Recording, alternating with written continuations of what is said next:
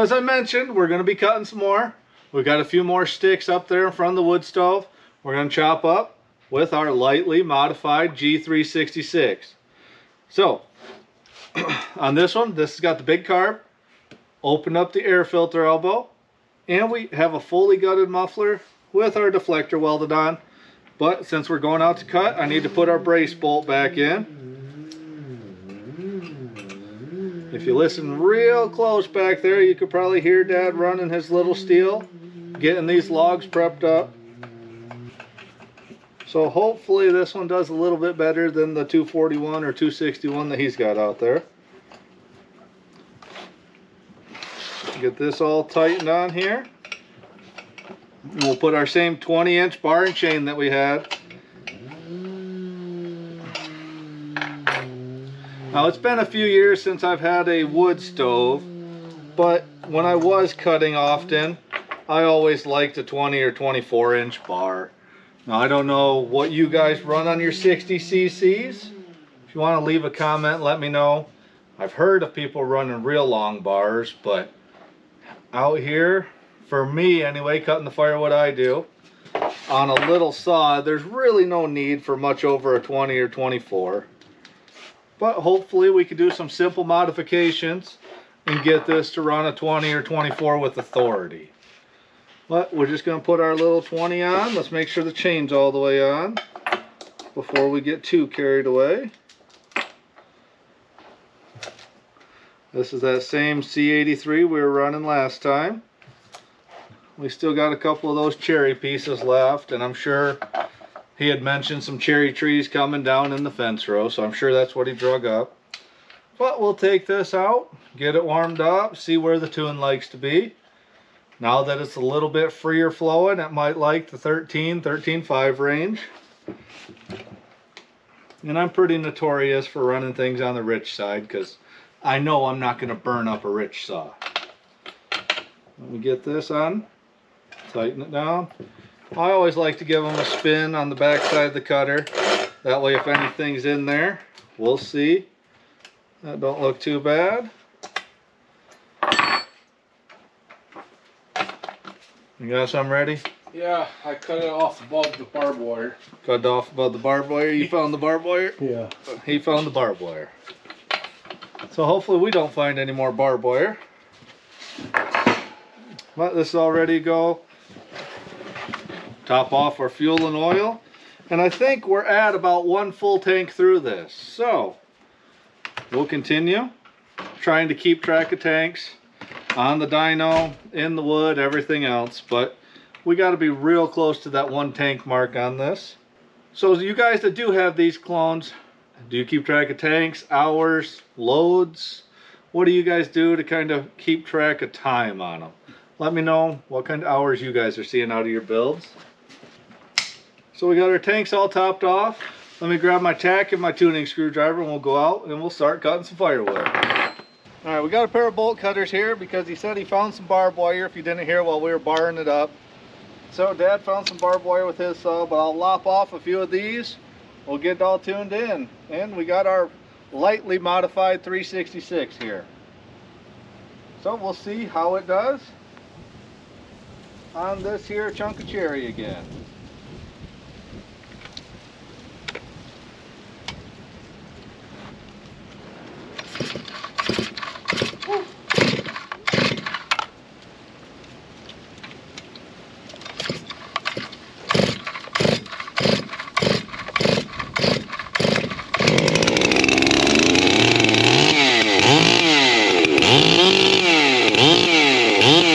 Make these few cuts and see how it ends.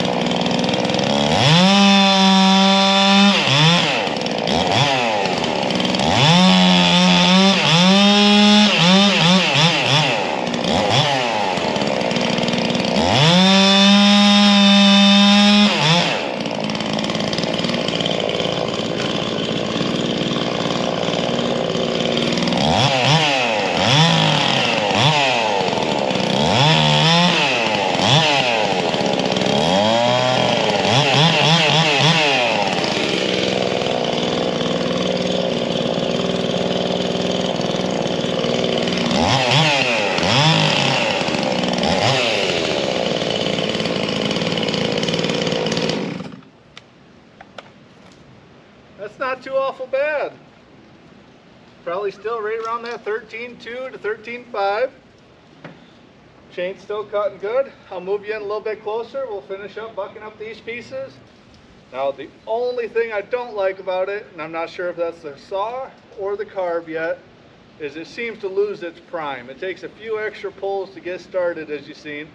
So I'm not a super fan of that, but I'm super happy with the type of power it has for the little modifications that we've done so far.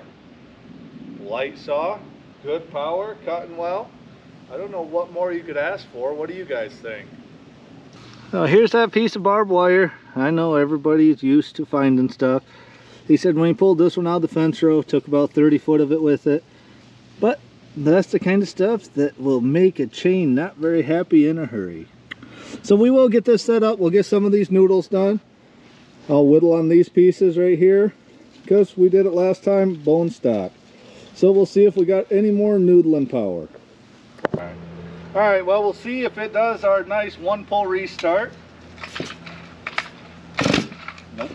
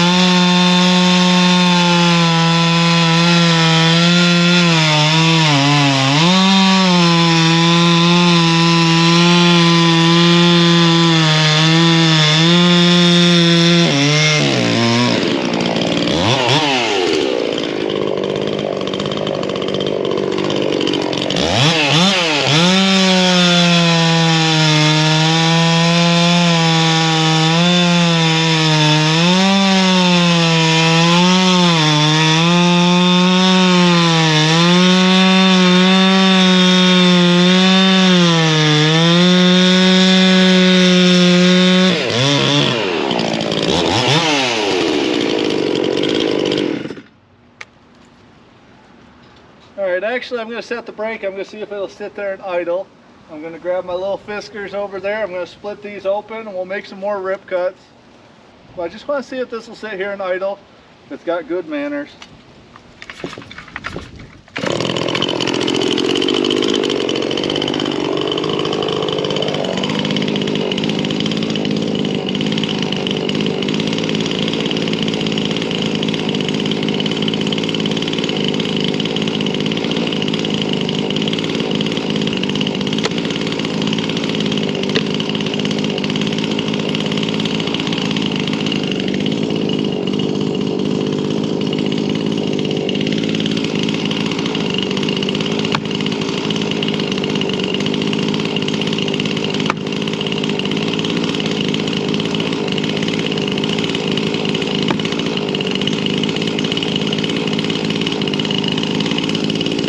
Out of shape for that, we'll stick with the saw.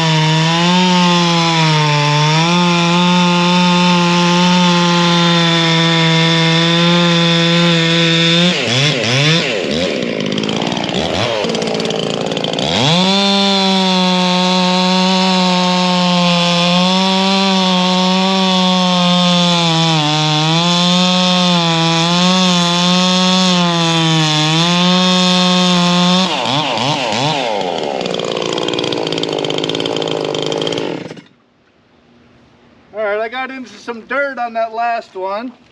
Well, we got almost a tank through it. And so we'll call that good for now. Like I said, I'm definitely too far out of shape to be splitting by hand. Not hard splitting, but I just don't feel like it. We got a saw we can rip them up with. Pretty impressed with this one. Sits there, idles, runs, cuts, does well. We still have a few more modifications to try. But this is where we're at with it, and so far, that's not a bad return on investment for those modifications. It idles, it cuts, actually has some decent power. So I can't say too many bad things about it. Hopefully you enjoyed this video, and until next time, thanks a lot everyone.